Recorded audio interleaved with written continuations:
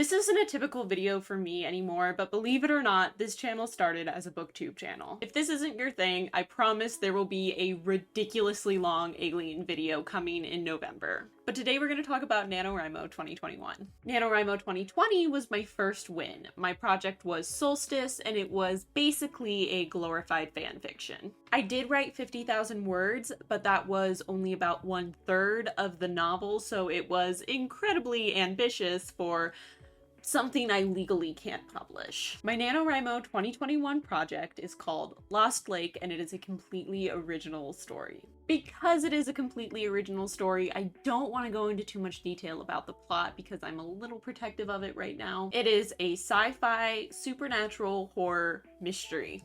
I got it all in there. Despite Solstice being incredibly long, it only had a 1-page outline. Lost Lake has a 6-page outline. So as far as prep, I basically started prepping in July. It was originally going to be a 25,000 word short story for Camp Nano in July. But the idea wasn't even close to being fully fleshed out, and I just didn't have time to write, and I rushed the prep. There was just so many things that went wrong in July, and I just didn't end up writing very much. So prep has been going on for a while, but I think that ended up being the best thing for this story. I started my outline in September because I really just needed to start like organizing every little idea, every little scene, every little plot point that I had like mapped out in my head. I needed to start getting that all on paper before I lost it. So as far as Preptober, I've just been putting in little details, making detailed character sheets, and just doing all the fine tuning. I will say, last week I added something to my outline to make something else flow just like a little more smoothly. And then a few days ago, I realized that little thing I added fucked up the core plot of the story.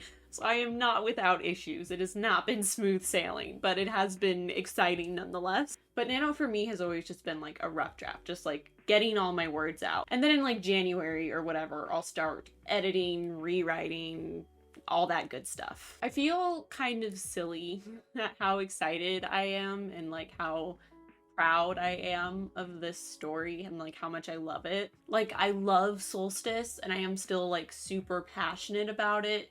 But like the way I feel for Lost Lake is like on a whole other level. Like the way I am excited for this is just completely different. I have like this voice in my head that's like, nobody's gonna see it. Like, why do you care so much? Nobody's gonna see it. But like, what if somebody did? Like, what if I write it and it like doesn't suck and it like is maybe okay and I go through the process of like rewriting and editing for months or whatever. Like I guess I've always wanted to publish a book, but I always like I never felt like it was good enough, and I never felt like I was good enough to publish a book. But this is like the first story where I'm like, maybe it is. Maybe.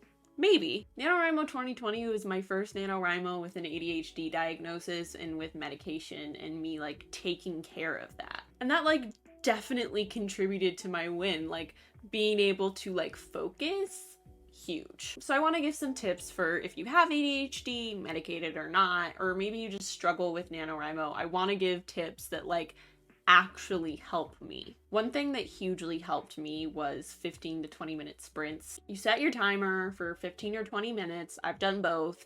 And then you just write until it goes off. And when it goes off, maybe you will want a break because little breaks are very helpful to like give your brain a second.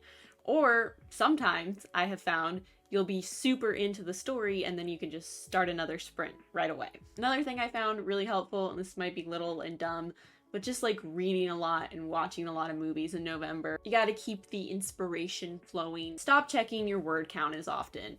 It's super hard to do, but it ends up being super helpful because if you feel like you're not doing enough, you're gonna stress yourself out and you're not gonna do anything. Here's the thing, you're super into it or you're super not into it. If you don't feel like writing, don't push yourself to write because then you will start to resent it. So you have to want to do it. And if you're like me and you're super excited, you want to do it. And maybe if you don't want to do it, it's time to watch a movie or read a book to get some inspiration.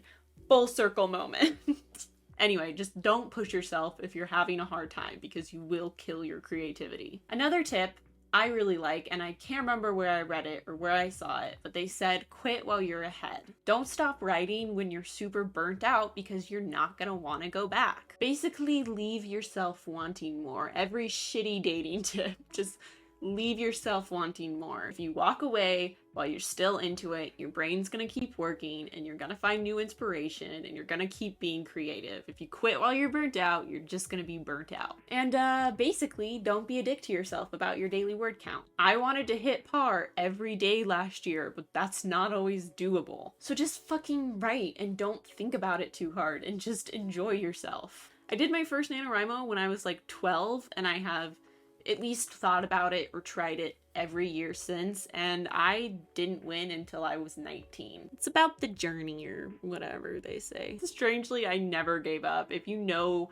people going through puberty, quitters. All of them. Rightfully so. I'll link my NaNoWriMo page in the description so you can keep up with me. I think that's something you can do. Also, a good way to keep up with me, especially with Nano stuff, is to follow me on Instagram. I don't really pimp out my Instagram usually, but I'm doing it today. I don't post a lot. I mostly post on my stories. It is private, but everybody gets accepted. I had a little issue, so being private gives me a little more control and makes me feel less anxious. But again, everybody gets accepted. Please tell me in the comments if you're doing Nano. None of my friends or family ever do Nano, so I am always doing it alone. Good luck to all of my fellow NaNoWriMo 2021 participants. It is a great experience. I've had a lot of fun doing it, and you're gonna kill it. You just are. Whether you win or not, you're gonna kill it. I'm Clever Hans, and I guess that's it.